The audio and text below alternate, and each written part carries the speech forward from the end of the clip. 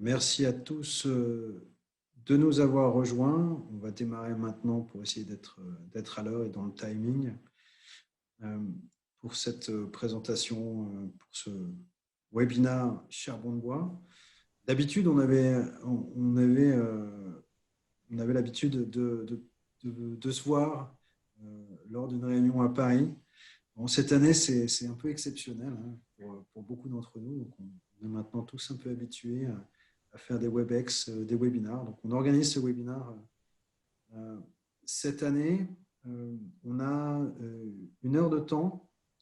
On va parler à peu près, l'objectif, c'est de parler 45 minutes et d'avoir les 45 minutes restantes pour échanger, répondre à vos questions. Par rapport aux questions, vous voyez dans la barre en bas, vous avez Q&R, questions et réponses. Donc là, vous pouvez cliquer sur ce lien pour poser vos questions en direct. On essaiera de répondre en direct, puis on s'arrêtera plus à la fin du webinaire pour essayer d'en répondre plus en détail. Vous avez également le chat où vous pouvez échanger et nous poser des questions également. Voilà. Donc, cette année, on a l'honneur d'avoir Bastien qui est là. Bastien, notre CEO. Il y a également Robin qui travaille depuis maintenant 3 ans sur le dossier Charbon de bois. Et on a également Marie qui nous a rejoint et qui travaille plus spécifiquement sur la composante France et sur la partie forêt en France. On vous expliquera ça après. L'agenda de ce jour, c'est le suivant. Merci Robin. C'est donc Bastien va présenter l'organisation, puis je vous présenterai rapidement le programme. Marie présentera un peu plus l'analyse des données douanières qui ont été faites. Bastien évoquera la santé des forêts et Marie complétera sur la santé des forêts. Robin parlera de l'Ukraine et de la Namibie rapidement et je vous présenterai un peu plus Charcoal Transparency et l'enquête. Et puis enfin, un appel à l'action, comme d'habitude, pour résumer un petit peu. Bastien, c'est à toi. Bonjour à toutes et à tous, et puis merci Pierre-Olivier de l'invitation. Je suis content de vous retrouver. Pour certains d'entre vous, je pense qu'on s'était déjà vu quand on avait fait les réunions en physique. Donc, vous connaissez l'organisation et je vais pas la représenter en détail, mais pour ceux qui ne la connaîtraient pas, on est une organisation internationale à but non lucratif. Notre objectif, c'est vraiment de régénérer les écosystèmes et les gens qui sont dans les chaînes de valeur des produits qu'on consomme tous les jours. Alors, ça peut être ce qu'on mange, ça peut être ce dont on se vêtit, mais c'est également le charbon de bois et l'énergie qu'on utilise. Pour nous, ces chaînes de valeur sont très extractives de capital humain, de capital naturel. Alors, soit ça se manifeste par de la déforestation, de la dégradation des sols, ou alors de l'exploitation des gens qui travaillent dans ces chaînes de valeur. Et notre travail, c'est d'utiliser le levier, votre levier, les marques, pour transformer la manière dont c'est fait. Et en fait, on pense que vous avez le pouvoir de faire que ces chaînes soient tout à fait régénératives. C'est-à-dire qu'elles stockent du carbone, qu'elles protègent les forêts, qu'elles fassent en sorte que les travailleurs soient bien traités dans la chaîne de valeur. Si on s'y met ensemble, et c'est ce qu'on fait depuis 20 ans, et aujourd'hui, on voit les résultats qui viennent sur toutes les chaînes de matières premières avec lesquelles on travaille. Ces derniers temps, on a commencé à travailler beaucoup plus avec une approche qui combine le travail qu'on fait dans la chaîne de valeur, la partie supply chain, donc regardez vos approvisionnements, et puis le travail dans les territoires, donc des travaux de transformation avec les fournisseurs, mais aussi avec quelquefois les autorités locales, avec des partenaires scientifiques, techniques sur le terrain, parce qu'on s'aperçoit que la transformation, par exemple arrêter la déforestation, c'est des choses qu'il faut faire qui ne dépendent pas qu'une seule chaîne de valeur. Il y a beaucoup d'acteurs qui sont impliqués, qui sourcent des matières premières, par exemple d'un bassin forestier ou d'une zone agricole. Et il faut travailler ensemble dans ces cas-là. Donc, c'est ce qu'on est beaucoup en train de faire. Et aujourd'hui, ce qui est bien, c'est que vous êtes certainement tous à des positions dans la chaîne de valeur qui sont différentes. Parfois, certains d'entre vous sont concurrents, mais finalement, à travers Worksworm et à travers le travail qu'on fait ensemble, vous avez un levier collectif sur un problème commun. Et c'est ça qui me réjouit à chaque fois quand on fait ce genre d'événement, c'est qu'on met en commun vos leviers respectifs et votre capacité d'action. Voilà, je vais m'arrêter là et puis je vais laisser Pierre-Olivier poursuivre. Merci beaucoup, Bastien. Euh, bon, je pense que la présentation de l'organisation est faite. Merci beaucoup pour cette introduction et cet appel à être plus sur une approche régénérative. Euh, on va passer, Robin, sur la partie enjeux et je te laisse la main pour présenter les enjeux du charbon de bois. Merci Pierre-Olivier. Alors les enjeux du charbon de bois, bon, la plupart d'entre vous, vous les connaissez, c'est que déjà il faut beaucoup de bois pour faire du charbon de bois. Entre 4 à 12 tonnes de bois sont nécessaires suivant la technologie utilisée. 1% des gaz à effet de serre sont issus du charbon de bois et du bois de feu. Donc, c'est une source d'émissions assez importante. Et la dégradation des forêts est aussi une problématique liée à cette cause. Au niveau social, on trouve des cas de travail forcé, de violation des droits de l'homme, des conflits d'utilisation des terres et des problèmes au niveau santé et sécurité des travailleurs qui fabriquent le charbon de bois. Finalement, au niveau économique, on trouve des pratiques d'irrigation déloyales et une absence de réglementation légale qui est assez omniprésente, qui fait qu'on a souvent un marché assez opaque et ça a des conséquences négatives économiques pour pas mal d'acteurs au travers de cette chaîne. Voici pour une slide qui décrit juste l'opacité qu'on a dans cette chaîne d'approvisionnement. On voit qu'on a différentes sources qui viennent un peu de partout dans le monde. Par contre, on sait qu'ils viennent de partout, mais on ne sait pas exactement combien, on ne sait pas exactement comment c'est produit. Et cette opacité, c'est la problématique qu'on adresse aujourd'hui. Oui, c'est la particularité du marché. Merci Robin. La particularité du marché, c'est qu'effectivement, le charbon de bois n'est pas intégré dans le règlement bois de l'Union européenne. Il n'y a pas de régulation. Il y a beaucoup d'opacité sur les imports et les importations sont majoritaires en Europe.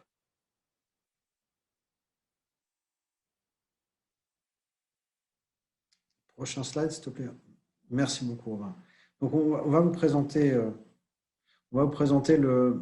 le programme charbon de bois. Vas-y, Robin. Donc, on travaille avec déjà beaucoup d'entre vous. Beaucoup d'entre vous sont d'ailleurs présents lors de cette réunion. Certains ne sont pas encore là parce qu'ils viennent juste de nous rejoindre en tant que partenaires. Question de logo. Mais voilà, on travaille avec vos partenaires sur le terrain et notre approche, c'est toujours de travailler ensemble pour vous aider à amener des charbons de bois, des chaînes d'approvisionnement plus transparentes sur le charbon de bois. Prochain slide, merci.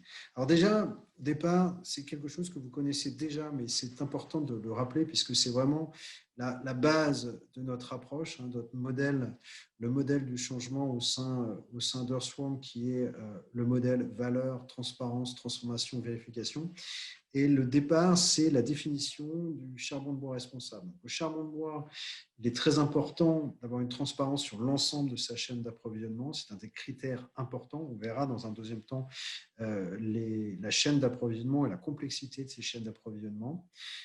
C'est aussi important, comme l'a mentionné Robin, que le processus de production soit vérifié, puisqu'il faut beaucoup de bois pour produire une tonne de charbon de bois et que le charbon de bois peut contribuer à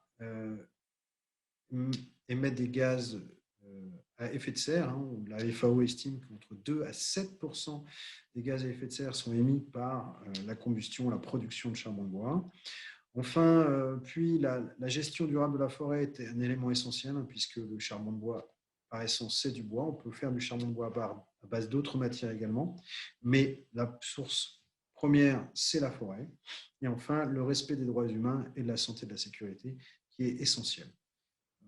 Donc, comment s'articule cette approche au niveau de la visualisation via la chaîne d'approvisionnement et notre modèle,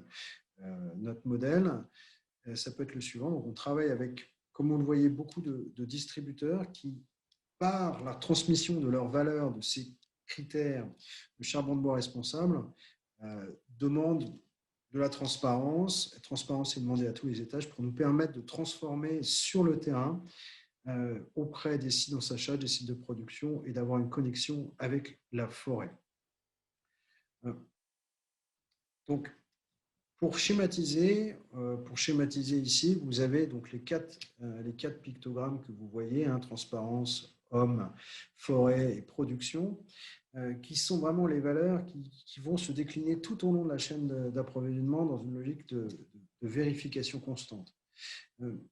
Comment on fait ce travail de vérification? Alors, avec les enseignes en direct, en leur demandant de demander de la transparence sur l'ensemble de la chaîne d'approvisionnement, et aussi en allant sur le terrain auprès des importateurs, ensacheurs, sites de production et à la forêt pour faire une évaluation de ces critères que Robin va préciser un peu plus. Et enfin, on peut communiquer donc via la communication de l'engagement et de la transparence via la plateforme Charcoal Transparency qui permet d'amener de la connaissance aux consommateurs et à l'ensemble des consommateurs pour connaître l'histoire réelle des produits. Comment c'est évalué? On va le voir, Robin détaillera un peu plus dans le détail l'approche terrain juste après. Slide suivant. Donc, juste un petit rappel pour un peu expliquer, un historique pour un peu expliquer ce qui s'est fait depuis maintenant plusieurs années et on travaille ensemble. Donc on travaille avec nos partenaires, on a créé la méthode Charcoal Control System en 2014, on l'a testé, maintenant on a fait quasiment plus de 200 visites sur le terrain. À la fin 2014, début 2015, on a créé les analyses techniques, on a inventé ça pour avoir la connaissance, démontrer ce qui était à l'intérieur des sacs de charbon de bois, s'intéresser aux essences de bois à l'intérieur des sacs de charbon de bois. Et puis après, on a fait des enquêtes au niveau France, au niveau allemand, puis au niveau anglais, puis au niveau belge, puis au niveau polonais, au fur et à mesure des années. Et ça a été vraiment un élément déclencheur qui maintenant, nous, on n'est clairement pas un laboratoire, qui n'est pas du tout de notre ressort. Notre mission, c'était d'amener de la transparence sur la filière pour amener une prise de conscience, qui est maintenant relayée par d'autres dans d'autres pays. WWF l'a fait dans 3 pays, je crois, la Suisse, la Belgique, l'Allemagne, les Allemands l'ont repris, d'autres ONG l'ont repris en Allemagne. Voilà, donc c'est vraiment ce modèle de transparence qui s'est développé de plus en plus et ça permet aussi cette approche en 2018, et Bastien était présent à l'époque pour vous présenter, avant que ça soit lancé, la plateforme Charcoal Transparency, qui maintenant a été mise en ligne en juin 2019, qui compte beaucoup de personnes. Et cette année, on a créé une enquête pour permettre à tous de communiquer leur niveau de transparence sur cette plateforme et on le détaillera un peu plus dans un deuxième temps. Alors, pourquoi la transparence des sacs de charbon de bois, c'est important? On l'a déjà évoqué, le charbon de bois n'est pas inclus dans le règlement bois de l'Union européenne, il n'y a pas de déclaration obligatoire des essences de bois, pas de déclaration obligatoire des pays de production, pas de lien avec les usines, de lien de fait avec les usines de carbonisation. Or, si on ne connaît pas l'usine de carbonisation, on ne peut pas, ou le lieu de carbonisation, on ne peut pas reconnecter à la forêt. Pas de traçabilité possible. C'est essentiel. Et donc, c'est important que ces éléments-là soient inscrits sur les sacs de charbon de bois.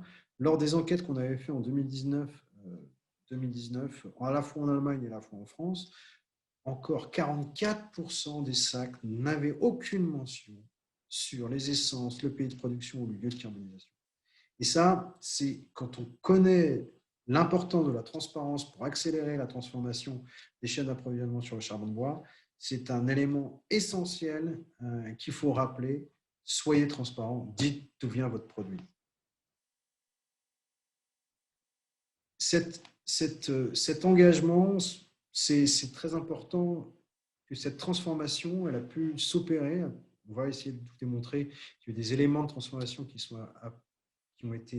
ont lieu dans la filière, mais grâce à l'effet de levier des distributeurs, des partenaires distributeurs qui nous ont soutenus pendant ces années, on a aidé pour développer leur engagement en termes de valeur sur les 4 critères, pour après engager les producteurs et les importateurs dans des démarches d'amélioration continue pour avoir de la transformation auprès des usines et on l'espère dans un temps auprès des fermiers. C'est l'objectif qu'on veut se fixer d'ici quelques années. Et aussi, ça va permettre aux consommateurs d'avoir une information réelle, de communiquer réellement leur engagement via une plateforme accessible par. Comme vous avez pu voir à droite, une tendance croissante, excepté sur 2019, de visite terrain. Et Robin va vous expliquer un peu plus en détail maintenant qu'est-ce qu'on entend par l'approche terrain. Robin, c'est à toi. Ouais, merci. Alors effectivement, donc les visites de terrain, là, on en fait beaucoup, un peu partout en Europe et aussi en Russie, en Namibie, en Europe de l'Est, en Ukraine. Ces visites de terrain, en fait, qu'est-ce qu'on analyse à chaque fois qu'on y va? C'est très important pour nous d'avoir une visibilité sur toute la chaîne d'approvisionnement et de vérifier ce qui est important à chaque étape. Donc, par rapport aux 4 piliers que Pierre-Olivier vous a mentionnés auparavant, tout d'abord, les chaînes d'approvisionnement, on visite les sites de production, on regarde la gestion des matières premières, la technologie utilisée, si elle est efficiente ou pas, on regarde la façon qu'ils en sachent et la traçabilité des différentes parties à travers la zone de production. Ensuite, on évalue les conditions de travail, on regarde la santé et la sécurité au travail, les heures de travail, la rémunération. On fait des entretiens avec les travailleurs et s'ils dorment sur place, on regarde les conditions de logement. Comme je disais avant, la transparence est importante, donc elle est partout sur la chaîne d'approvisionnement. On regarde le lien entre les flux de bois entrant, de charbon produit, jusqu'à l'enseigne qui revend le produit à la fin. Pour nous, c'est important d'avoir une transparence sur toute la chaîne. Et finalement, on peut faire des visites forêt, on vérifie les types de matières premières utilisées, quelles essences sont utilisées et la légalité du bois, notamment. À la fin de chaque visite terrain, on donne un livrable qui est un rapport CCS, donc Charcoal Control System. On donne ce rapport à notre membre avec une notation pour chaque domaine. Le but étant qu'ils reçoivent un score dans chacun des 4 piliers et que si on retourne sur le terrain, on donne des recommandations et au moment où on retourne sur le terrain, le score peut augmenter s'ils ont tenu compte de nos recommandations ou pas. Donc, c'est une méthode d'amélioration continue qu'on adapte sur le terrain. Merci beaucoup, Robin. Donc, cette méthode d'amélioration continue, c'est très important de mentionner parce que année par année, on peut essayer de suivre les indicateurs et essayer de voir quels ont été l'impact en termes de transformation sur les sites sur lesquels on va de manière régulière. La parole maintenant est à Marie qui va expliquer un peu plus l'état de la consommation de charbon de bois et du marché européen et présenter un peu l'analyse des données douanières. Marie ? Oui, alors donc pour commencer, on va faire un aperçu du marché européen de charbon de bois. Donc en 2009, les 28 pays de l'Union européenne ont consommé un peu plus d'1 million de tonnes de charbon de bois, selon nos estimations. Donc avec l'Allemagne étant le plus gros consommateur, suivi par la France. On observe aussi une tendance d'augmentation de la consommation de charbon de bois, avec une hausse estimée à 26% entre 2010 et 2019. Alors maintenant, on va faire un zoom sur le marché français. Donc, 3 pays représentent 60% du total des importations françaises, qui s'élevait à 88 000 tonnes en 2019. La Belgique étant le premier pays fournisseur de la France, avec presque 40%. Pour rappel, donc, la Belgique est essentiellement un pays trader et ne produit presque pas de charbon de bois. Tu peux changer. Alors, concernant les tendances des importations françaises, donc voilà, cette slide fait le zoom sur des variations sur la période 2014-2019. Car donc, comme l'a présenté Pierre-Olivier, c'est à partir de 2014 que Ressorm a commencé à mettre en place des actions sur le charbon de bois. Donc, ce qu'on peut voir, c'est une baisse significative des importations en provenance du Nigeria et une augmentation sur les autres pays importateurs comme la Belgique, la Pologne, l'Ukraine et la Namibie. Et petite note, donc, sur la dernière année qui a été répertoriée, donc entre 2018 et 2019, la France a réduit ses importations de 25%. Donc, comme je vous l'ai présenté juste avant, la Belgique est le premier pays fournisseur de la France, mais ne produit pas beaucoup de charbon de bois. Donc, il est intéressant de regarder et de savoir d'où provient le charbon de bois qui est importé par la Belgique, de quel pays producteur justement. Donc, sur le graphe de droite, on peut voir que 4 pays représentent 84% des importations de la Belgique. Qui suivent un peu les mêmes tendances d'évolution que la France, donc avec une baisse importante des importations en provenance du Nigeria et une augmentation en provenance d'Ukraine, de Namibie et d'Indonésie pour le cas de la Belgique. Alors, pareil pour la Pologne, donc, qui est le 3e fournisseur de la France. Donc, bon, contrairement à la Belgique, la Pologne est un pays trader, mais également un produit producteur.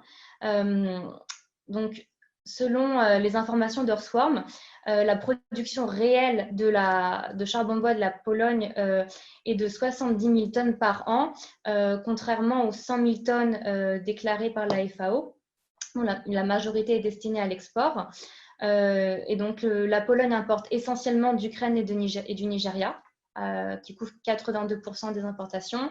Et au niveau des évolutions, ce sont des évolutions à la hausse pour ces pays-là, ainsi que la Namibie. Alors, en ce qui concerne la production de charbon de bois en France, donc là, on voit également un changement des tendances. Donc, suite à une baisse depuis 2010, à partir de 2015, on observe une hausse de 14%. Pour atteindre 40 000 tonnes de charbon de bois produit localement, ce qui traduit un phénomène de relocalisation de la production de charbon de bois. Et donc, il y a des investissements en cours pour justement répondre à la demande d'un charbon de bois plus responsable et local. Oui, merci beaucoup Marie pour ces éléments. Alors, juste pour rappeler sur le slide précédent, Robin, quand on parle de relocalisation, on s'aperçoit qu'il y a un mouvement, qui est une tendance. Les données sont des données de 2019. À notre connaissance, on est déjà en train de préparer la saison 2021, voire elle est déjà pour la plupart validée. Donc, cette tendance à la relocalisation va s'accélérer. Et c'est important de rappeler que ce tonnage-là va être différent dans les années à venir, c'est-à-dire augmenter de manière beaucoup plus importante. Alors, juste pour rappeler les éléments majeurs, donc comme l'a mentionné Marie, il y a une baisse des importations du Nigeria, une augmentation des importations provenant d'Ukraine et de Namibie. C'est pour ça qu'on s'arrêtera, et Robin présentera ça juste après la partie de Marie sur la France. Il présentera un peu l'approche Ukraine et Namibie. Et puis, il y a aussi une augmentation de la production de charbon de bois en France, avec potentiellement des enjeux sur la forêt que on vous rappellera un petit peu. Donc, la situation du marché est la suivante au niveau Europe, au niveau France, c'est qu'il y a une demande croissante de charbon de bois responsable. Cependant, il y a une carence de l'offre. Il n'y a pas assez d'offres pour répondre à cette demande. Donc, nous, on le dit, on communique depuis plusieurs années et nous savons qu'il y a pas mal déjà de gros acheteurs, de gros distributeurs qui s'engagent dans cette démarche, c'est-à-dire d'acheter sur plusieurs années, d'engager sur des contrats. Ça permet aux acteurs qui font de l'import ou de la production locale de mettre des investissements pour transformer de manière efficiente et efficace les chaînes d'approvisionnement et amener du produit réellement responsable. Donc, il y a aussi un aspect qui est non négligeable puisque ces variations de la demande en termes de marché doivent être doivent se ressentir aussi sur les prix. Si les prix sont trop faibles par rapport à la réalité du marché pour avoir un produit responsable, on assiste sur une tension qui est difficile à soutenir pour ceux qui doivent porter la transformation, à savoir les producteurs et les importateurs. Et donc, c'est important que les prix soient aussi adaptés de manière cohérente et stratégique avec l'évolution de cette demande. Et enfin, à l'heure actuelle, il y a beaucoup d'investisseurs et beaucoup de producteurs français qui investissent pour répondre à cette demande et on les salue, on les encourage. Et donc, il y a une relocalisation qui est en cours et ce n'est pas dans tous les secteurs que ça se passe. Donc, c'est important de le souligner aussi. Maintenant, suite à ce rapide résumé, on va donner la parole à… Je voulais donner là aussi la parole à Bastien sur cet aspect forêt, puisque Earthworm, au niveau international, travaille sur beaucoup de forêts dans le monde. Et c'est important, je pense, que vous entendiez la vision de Bastien sur ce qu'on appelle la santé des forêts. Bastien ? Oui, alors une chose importante qu'on a observée ces derniers temps en travaillant avec différentes chaînes basées sur la forêt, notamment papier et biomasse, je parle ici de biomasse industrielle, les pellets, c'est qu'il y a énormément de sollicitations qui sont faites sur les forêts de différentes filières. Et aujourd'hui, le seul outil pour gérer, un des seuls outils qui est utilisé par l'industrie en général, les entreprises, les multinationales, pour gérer leur empreinte forêt, c'est la certification. Et la certification, c'est utile, mais ça se limite à la gestion d'une unité de forêt. On le voit déjà avec l'initiative Charbon de Bois qu'il y a le désir d'aller au-delà de ça. Le problème, c'est que les mutations et les changements qui s'opèrent sur les forêts aujourd'hui, ils sont extrêmement brutaux, extrêmement rapides. On parle de maladies, on parle de sécheresse, on parle d'incendie. Une partie de ça étant liée à des changements climatiques brutaux. Et puis, on a un monitoring ou un suivi du prélèvement bois qui est, dans certains pays, correctement réalisé par les services forestiers et dans d'autres, plus ou moins réalisé. Par contre, on s'aperçoit que dans tous les pays, même dans les pays où il y a une bonne gouvernance en termes de gestion de la forêt, si, bien sûr que l'accroissement forestier sur les 5 ou 10 dernières années a tendance à s'accroître, mais on voit un énorme mouvement qui est en train de se produire du plastique, des emballages plastiques vers les emballages carton et les emballages papier, de la production de charbon et de l'énergie basée sur le charbon et le gaz qui va vers la biomasse. Donc, on a une pression considérable qui est en train de se passer sur les forêts. On a vu quelques articles d'ailleurs, notamment en France, sur un peu alarmistes sur le fait que les forêts françaises sont en train de devenir des usines à bois. Certains d'entre vous l'ont peut-être vu passer. Et on est persuadé chez Earthworm que le suivi de la santé d'une forêt, c'est un petit peu comme le suivi de la santé, de la santé humaine, et qu'il faut suivre quelques paramètres qui sont importants. Au-delà de la bonne gestion et des bonnes pratiques qui peuvent être vérifiées ou certifiées, on pense qu'il est essentiel de commencer à utiliser différents outils, type satellite ou autres, qui permettent de suivre à large échelle et à l'échelle des territoires la quantité de stockage de carbone, les niveaux de biodiversité, le changement climatique, comment dire, là on parle de changement climatique, mais c'est le couvert forestier. Donc, on a un certain nombre de paramètres qui doivent nous permettre de dire et de concilier tous les acteurs qui prélèvent du bois sur une certaine zone de forêt, de mesurer si cette forêt reste en bonne santé. Et sinon, qu'est-ce qui doit être fait de manière concertée entre l'État, les entreprises qui prélèvent et les experts, et puis pour soit retrouver la santé ou soit l'améliorer. Donc, on est en train d'explorer tout un concept de gestion de la santé des forêts qui demain aussi un moyen de vérifier. C'est-à-dire qu'on veut que de manière très simple, n'importe qui est connecté à une chaîne de valeur, par exemple de charbon de bois, qui est connecté à un bassin forestier, par exemple dans un territoire dans les Vosges, par exemple, puisse dire, ben voilà, ce territoire-là, oui, il y a 12% d'arbres qui sont malades, il y a des arbres qui n'ont pas résisté au changement climatique, mais globalement, le stockage de carbone se poursuit dans cette forêt, on a des niveaux de biodiversité qui sont forts, et travailler main dans la main avec les offices forestiers, parfois les propriétaires privés quand c'est le cas, pour pouvoir avoir une gestion concertée à l'échelle du territoire.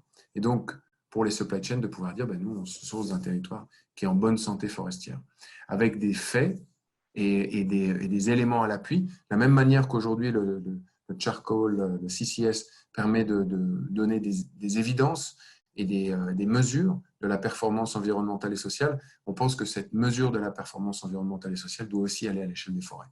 Et donc, demain, la confiance qui est créée avec les distributeurs, avec les consommateurs, avec les ONG, sur la qualité d'une filière, elle repose sur de la donnée réelle, brute, qui ne dépend d'aucun label ou d'aucune entité, mais qui est simplement fournie par le terrain avec des outils robustes. Voilà, ça c'est une des directions qu'on est en train d'explorer. Toutes les forêts sont concernées, et aussi les forêts françaises, qui sont parfois citées comme étant des forêts sous pression, qui néanmoins restent très très bien gérées, en bonne santé, mais qui sont à regarder dans le contexte du changement climatique. Je m'arrête là, je repasse la main, je crois, à Marie. Oui, merci. Je fais la transition, Bastien. Merci beaucoup. Marie va poursuivre. C'est très important que la santé des forêts françaises soit maintenue. Elle est en bonne santé, mais avec la pression des changements climatiques, il y a des choses à voir. Et comme Bastien l'a très bien dit, on est en train de faire une étude avec nos partenaires pour aller sur le terrain et regarder, mesurer ces indicateurs que Marie va préciser un peu plus en détail.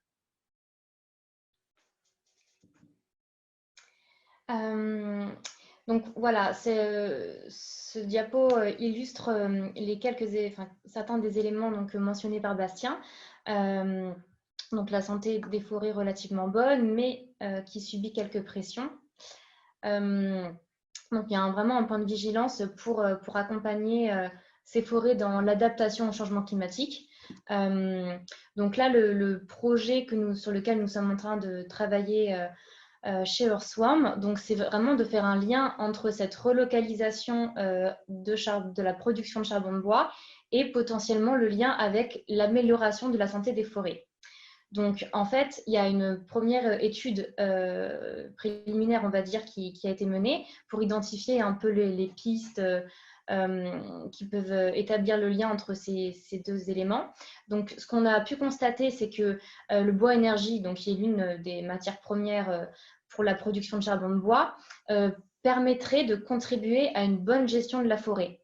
Ce qui veut dire que ça permettrait d'accroître le volume de bois disponible et mobilisable pour la production, tout en maintenant l'accroissement du couvert forestier. Et le deuxième point qui a été identifié, c'est que donc, en gérant bien la biomasse, ça permet d'augmenter la capacité de séquestration et de stockage carbone de la forêt. Donc, sachant qu'aujourd'hui, la forêt française fixe 20% des émissions de carbone de France métropolitaine. Donc, pour parler maintenant un peu plus concrètement de la phase où nous en sommes, donc, nous sommes toujours dans une phase d'étude, donc de faisabilité de l'implémentation de ce projet. Donc, comme Pierre-Olivier l'a mentionné, des visites de terrain avec nos membres et partenaires sont prévues, ainsi qu'avec des acteurs locaux, donc, comme l'ONF ou des exploitants forestiers, pour pouvoir justement appréhender les problématiques au niveau local, directement en lien avec les chaînes d'approvisionnement de nos membres, et de voir pour dégager des pistes de solutions pour maintenir la forêt des forêts françaises. Et donc, ce travail est, on va dire, classé dans couvre 4 grands domaines en lien avec la forêt, donc le couvert forestier, la capacité de stockage carbone, la biodiversité et également le bien-être des communautés. Donc, c'est tout pour la présentation du projet. Je rajoute peut-être juste une chose, c'est que l'idée aussi, c'est de dire il y a beaucoup de gens qui veulent lutter contre le changement climatique parmi les consommateurs qui ne savent pas trop comment le faire. Et nous, on pense qu'il y a aussi une possibilité via les produits qu'ils consomment de leur faire voir non seulement que les produits sont responsables, c'est-à-dire qu'ils n'ont pas un impact destructeur sur la nature et sur les gens, mais en fait aussi leur donner une opportunité plutôt que d'aller planter des arbres peut-être, je ne sais pas, au Guatemala ou comme ils le font parfois, mais pourquoi ne pas faire quelque chose qui aille plus aussi vers les forêts qui les entourent et les forêts du pays où ils consomment le produit qu'ils achètent. Donc ça, c'est aussi une idée qu'on est en train d'essayer de faire, à laquelle on réfléchit. Merci beaucoup, Bastien. C'est exactement notre souhait d'être vraiment dans les chaînes d'approvisionnement, d'être connecté avec la forêt et la forêt qui est liée au produit. Donc, c'est vraiment l'enjeu essentiel. Et pour nous, c'était important de pouvoir, et merci encore Bastien et Marie, de pouvoir évoquer avec vous la santé des forêts françaises, même si elles sont en bonne santé, mais elles sont soumises à des changements. Donc, on essaye comme toujours, de s'intéresser à l'origine et donc, en l'occurrence, à la santé des forêts. On va maintenant basculer vers les importations. Les importations qui sont majoritaires encore en Europe, sur deux zones bien spécifiques qui font l'objet de travail terrain d'Earthworm. Et donc, ce sera Robin qui va évoquer ces points-là sur l'Ukraine et la Namibie. À toi, Robin. Merci. Alors oui, comme Pierre-Olivier l'a dit, je vais rapidement passer sur l'Ukraine et la Namibie, qui sont deux sujets importants pour nous. L'Ukraine représente un quart de la production de charbon de bois pour l'Europe, ce qui est très important. Par contre, le plus gros souci, c'est que c'est aussi un pays très, très corrompu. Certaines ONG estiment que jusqu'à 40% de tout le bois coupé est abattu illégalement à cause de cette corruption. Et c'est la problématique majeure que nous rencontrons sur le terrain. Le FSC est très présent, mais malgré cela, à cause de cette corruption omniprésente, ils ont de la peine à garantir que du bois certifié est effectivement responsable parce qu'il y a beaucoup de documentation falsifiée, etc. Et c'est vu dans pas mal de rapports d'ONG comme Complicity in Corruption et Fact Patch Forest que vous voyez sur la droite. Donc le problème principal pour l'Ukraine, c'est au niveau de la forêt. Pour cette slide vous montre juste rapidement, donc pour revenir sur la certification,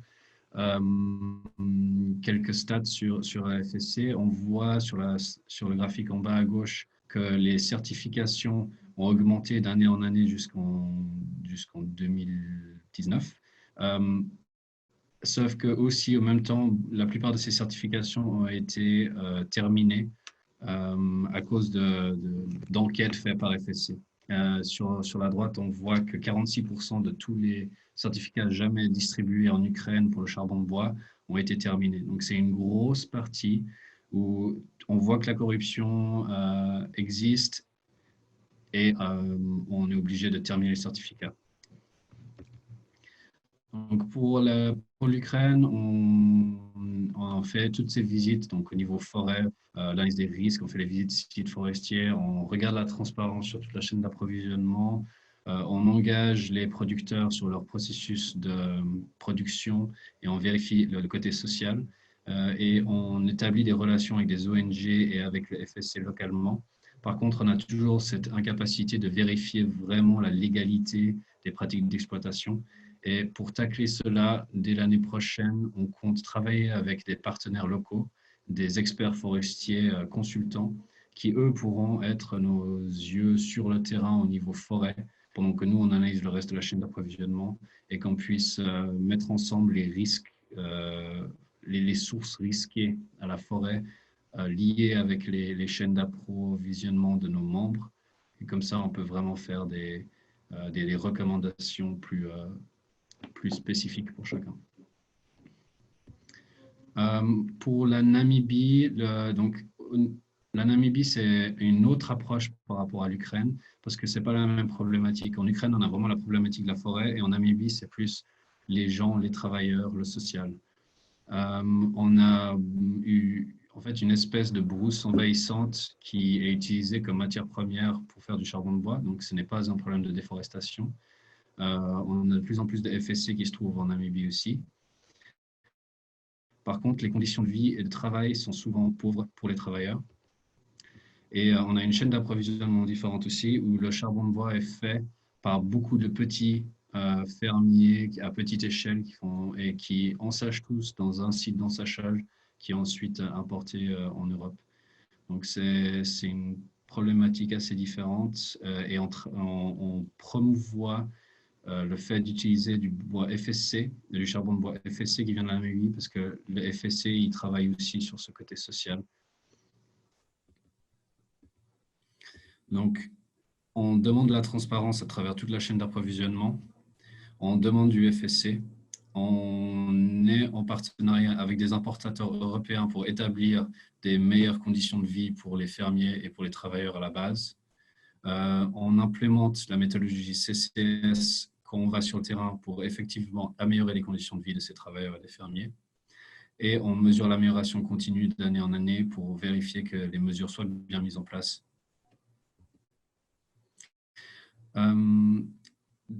Donc, les défis de l'industrie au niveau social, comme je l'ai déjà plus ou moins établi, c'est qu'il y a des audits qui contribuent à améliorer les conditions de travail et les audits FSC sont un contrôle supplémentaire. Par contre, le problème, c'est surtout au niveau de la ferme, c'est-à-dire au niveau de la base de la chaîne d'approvisionnement, là où le charbon de bois est fait, au niveau des fermiers. Il n'y a pas forcément d'audit BSCI. Il y a souvent des problèmes de santé et de sécurité de travail. Il y a une traçabilité manquante des flux de charbon de bois, la main-d'œuvre n'est pas chère, etc., etc. Donc, tous ces problèmes sociaux, c'est là où vraiment on se concentre. Donc, on a une stratégie avec nos partenaires justement pour adresser ça, définir les directives d'approvisionnement, de production et de traitement responsable du charbon de bois. On focus sur les droits des travailleurs. On déploie l'outil de transparence, performance sociale à travers toute la chaîne d'approvisionnement. On identifie des exemples de meilleures pratiques et on essaie de copier ces exemples et de les répandre à travers pour les différents acteurs des différentes chaînes d'approvisionnement. Et on fait des visites terrain en prenant l'amélioration continue. Donc voilà, c'est juste un petit exemple pour montrer en bas qu'on avait des travailleurs, des fermiers qui vivaient dans des sortes de maisons en plastique et puis qu'on prône une meilleure condition de vie où ils peuvent avoir des maisons un peu moins inconfortables, faites avec des matières premières directement sur site pour avoir une meilleure cadre de vie. Super, merci beaucoup Robin. Oui, l'enjeu c'est vraiment de s'occuper sur la Namibie, pardon. Sur les travailleurs en particulier qui vivent là-bas et qui puissent vivre de manière décente et digne du fruit de leur travail. C'est vraiment l'enjeu là. Et donc, il y a encore beaucoup à faire pour transformer ces chaînes. Il y a des bonnes pistes, mais il y a encore beaucoup à faire. Maintenant, on va parler un petit peu vous donner un petit peu un rapide débrief sur l'initiative Charcoal Transparency. Donc, maintenant, ce site, c'est 30 000 visites par mois, quand même. De plus en plus d'enseignes ont l'intention de communiquer via QR code sur leur sac. De plus en plus de références sont intégrées sur le site. Et c'est une initiative qui permet de communiquer à nos partenaires la transparence sur leurs produits, mais également de pouvoir avancer. Romain ? Voilà. Alors, comment ça s'articule ? Donc, voilà les partenaires qui soutiennent l'initiative. Les partenaires, les membres, ont un accès membre. Avec cet accès membre, ils peuvent accéder à une interface QR code, avoir leurs statistiques de visite sur leurs produits. Là, vous voyez, par exemple, ce produit qui est vu 16 000 fois, quelque chose comme ça, ou un autre 9 000 fois, etc. Donc, ils peuvent avoir une vision sur la visibilité de leurs produits. Ils peuvent aussi avoir imprimé même leur QR code, mettre leur QR code sur la plateforme et donc permettre après aux consommateurs d'être informés, soit en scannant le QR code, soit en allant sur le site, soit en allant sur le site via son téléphone portable, puisque l'interface est, comme on dit dans le jargon, responsive. Ensuite, Robin, s'il te plaît. Donc, on voit les QR codes qui peuvent s'inscrire ici sous différents formats. On peut choisir mettre son QR code. Donc, ça permet, voilà, ça je l'ai déjà évoqué, d'imprimer le QR code sur le produit, que le consommateur y ait accès. Donc, ce qu'il faut bien retenir ici, et ça, c'est l'innovation, c'est la nouvelle version du site, c'est que vous avez cet encart, mon évaluation, mon histoire, qui permet d'avoir l'évaluation des 4 critères du charbon de bois responsable. Ensuite, Robin, s'il te plaît. Avec l'explication de l'histoire produit, mon origine, d'où je viens, ma production, mon évaluation. Et vous voyez à gauche que vous avez un scoring ici qui est le scoring A, B, C, D, E, qui est le scoring de l'enquête. Alors, qu'est-ce que c'est que cette enquête et à quoi ça sert? Donc, l'enquête, c'est l'innovation sur 2020. Vous avez reçu cette survey charcoaltransparency.org. Et cette enquête, elle permet à tous d'avoir accès et de communiquer de manière, que vous soyez membre ou pas membre, vous pouvez communiquer pour indiquer votre niveau de transparence. Donc, c'est ouvert à tous. C'est une méthodologie standardisée et donc ça permet directement d'avoir un scoring sur la plateforme.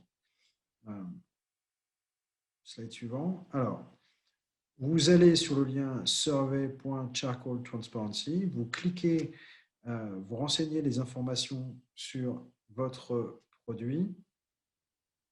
Merci. Vous informez, vous avez aussi ici la possibilité de renseigner en ligne vos propres produits. Donc, vous pouvez enregistrer votre GEN code, vos références, d'où vient le produit, et de télécharger vos photos. Et ensuite, on valide si les informations sont cohérentes ou non. On peut revenir vers la personne qui a déposé ces annonces. Et ça permet d'automatiser le processus de mise en ligne des images également. Puis, on vous invite également à remplir vos informations sur votre chaîne d'approvisionnement pour pouvoir faire une évaluation des chaînes d'approvisionnement et pouvoir mettre un score. Alors, quel est ce score et comment il s'articule? Oui, donc là, vous avez par exemple un score B. En fonction du niveau de réponse, il y a un certain nombre de critères. Ils sont les suivants, Robin, s'il te plaît.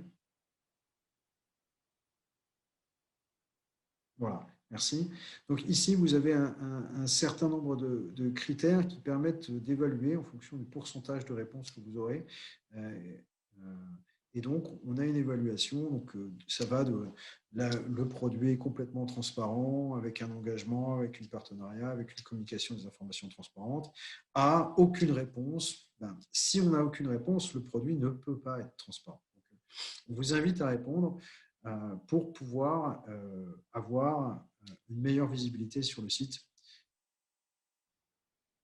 Voilà.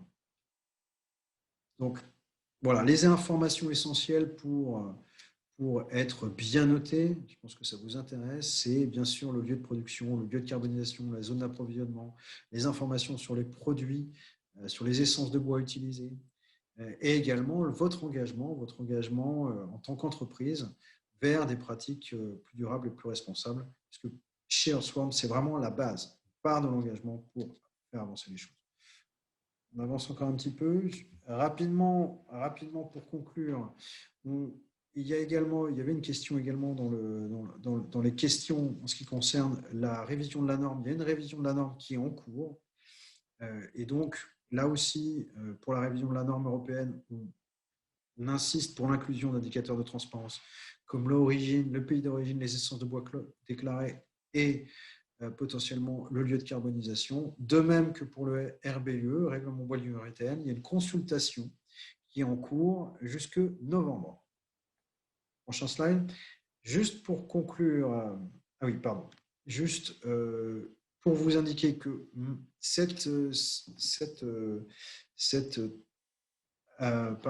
plateforme qui est vue de plus en plus va être communiquée un peu plus en 2021.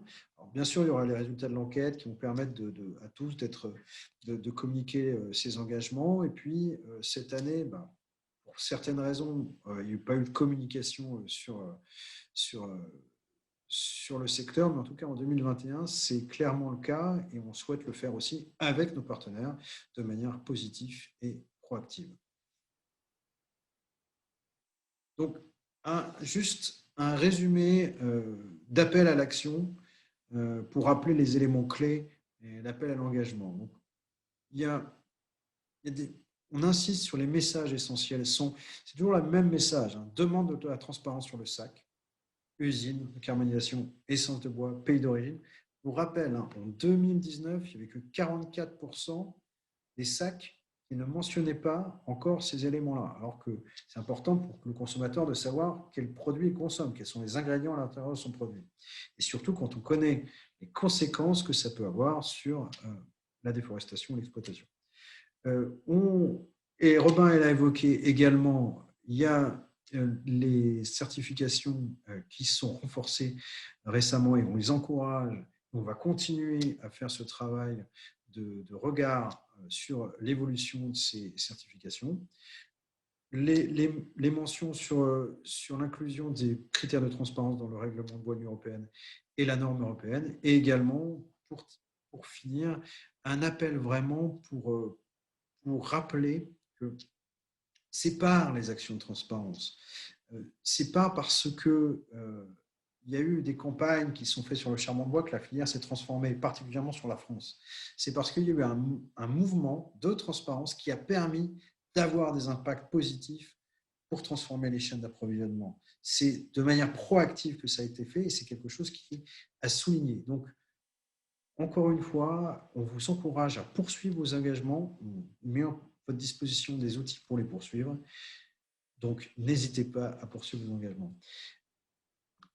On a à peu près terminé notre présentation. Place maintenant aux questions-réponses. Donc, on a déjà répondu à une partie pour l'instant. Et donc, on va essayer de répondre à une question qui a été répétée. Je la lis. Dans le cadre de vos activités, soutenez-vous la production de combustibles alternatifs 100% durables, 100% naturels au charbon de bois? Oui, tout à fait. C'est une très bonne question. On soutient tout à fait ces initiatives qui permettent d'être des alternatives au bois. Effectivement, on peut faire du charbon de bois à base de briquettes issues de déchets, de résidus, de plein de matières premières. On est d'ailleurs en collaboration avec un partenaire dans ce cadre-là pour travailler sur cette configuration et regarder la transparence de la chaîne d'approvisionnement. Voilà, sur cette configuration. Donc, on encourage bien sûr ces initiatives.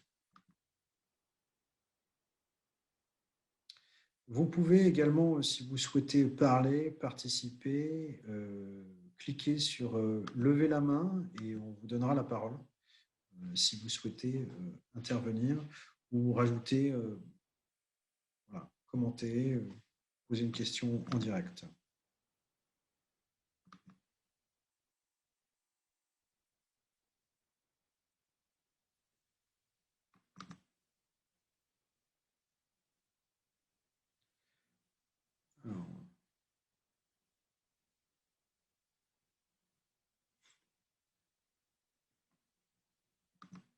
Alors, plusieurs questions apparaissent maintenant. Alors, il n'y a pas de risque polluant sur les matières premières recyclées?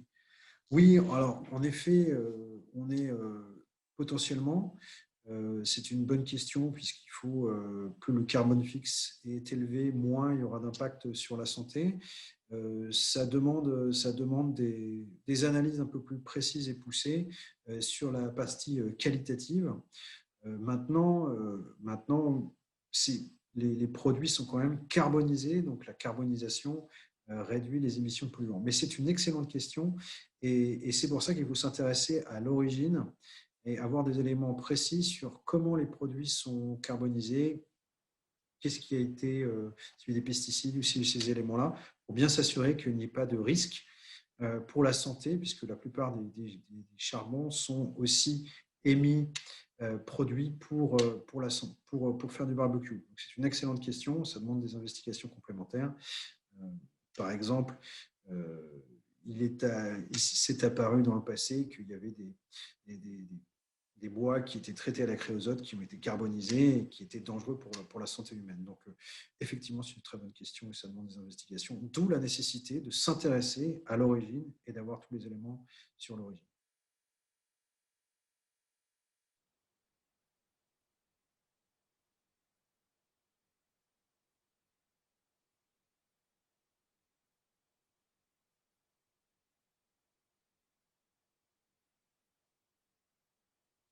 Alors, effectivement,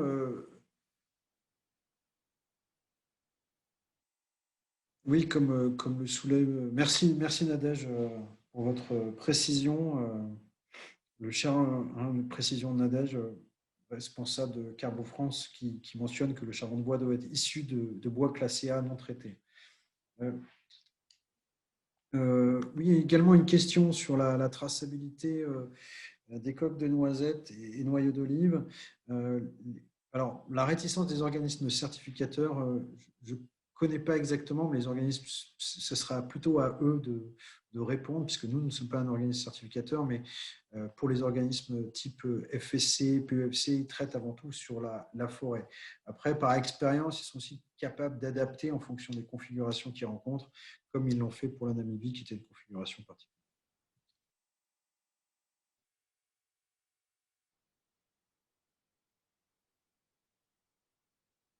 Oui, alors, Earthworm travaille indirectement avec le FSC sur la partie Namibie. On est dans le groupe de consultation sur ce qu'on appelle les parties prenantes. Les éléments qu'on a développés après pourraient à terme potentiellement est intégré dans certains indicateurs sur les conditions de vie des travailleurs, pourrait potentiellement à terme être intégré dans des critères FSC, pourquoi pas. Pour l'instant, ce n'est pas le cas.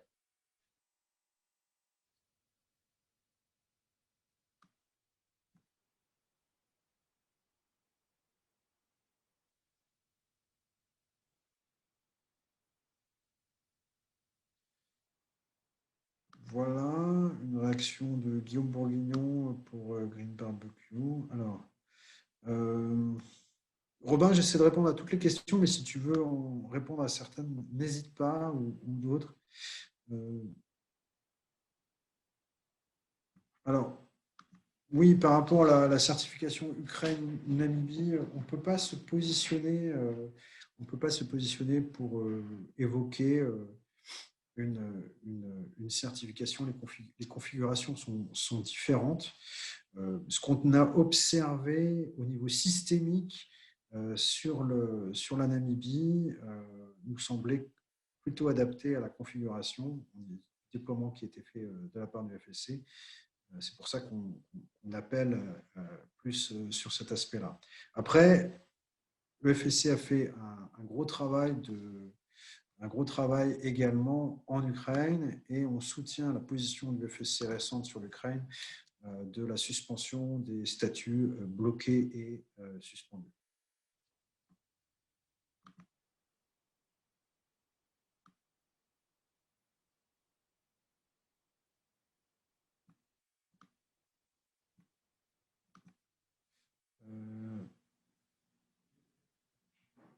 Alors, notez-vous une amélioration sur les fruits liés au charbon d'origine nigérian. Quid du charbon argentin? Alors, nous, c'est assez difficile de. On a fait un trop gros travail d'analyse des douanes, de vérification de ce qui est dans les sacs aussi. Comme on a pu le mettre en exergue, entre eux, il y a toujours un décalage très important entre ce qui est déclaré comme export et ce qui est déclaré comme import. Il y a toujours de l'opacité, là-dessus. À notre connaissance, on n'a pas vu, en tout cas en termes de données douanières, ni d'informations particulières sur le charbon argentin.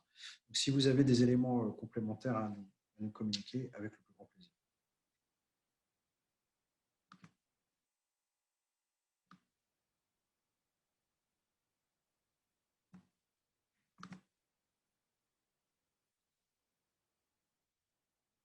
Alors, en ce qui concerne… Alors, oui, c'est une bonne question. La méthodologie sur la partie pourcentage d'informations déclaratives, c'est que on demande des informations déclaratives avant d'aller sur le site et ensuite, c'est une information qui est faite sur le terrain. C'est-à-dire qu'on va se déplacer sur le terrain pour faire ce travail d'évaluation. Et donc, ça demande beaucoup de temps pour réussir à évaluer les sites et faire ce travail d'évaluation. Donc, on essaye de donner un pourcentage d'informations déclaratives assez compliqué puisque la plupart du temps, on essaye de vérifier la totalité des informations sur le terrain.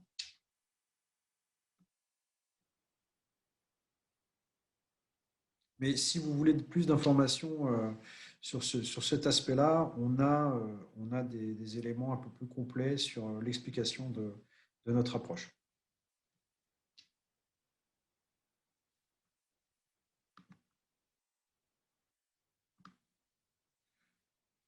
Voilà, écoutez, la présentation touche à sa fin. Je vais laisser encore la place pour une question peut-être. On espère avoir répondu correctement aux différentes questions. Et merci pour votre participation active. Merci d'avoir été nombreux à nous rejoindre. Donc, vous aurez cette présentation, on vous l'enverra, on l'enverra à la liste des participants, ainsi qu'un rapport un peu plus détaillé que les années précédentes sur les actions et sur les éléments donnés.